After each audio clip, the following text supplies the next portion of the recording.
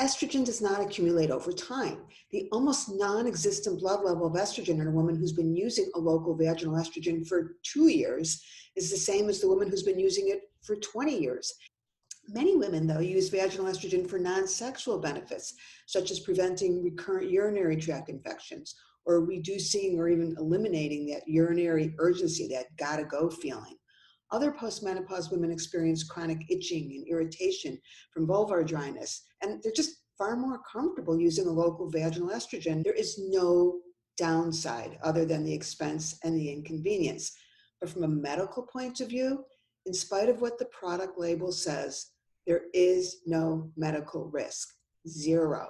And there is no risk from using a local vaginal estrogen for decades. So vaginal estrogen can be used as long as someone is interested in having intercourse and in maintaining vaginal health.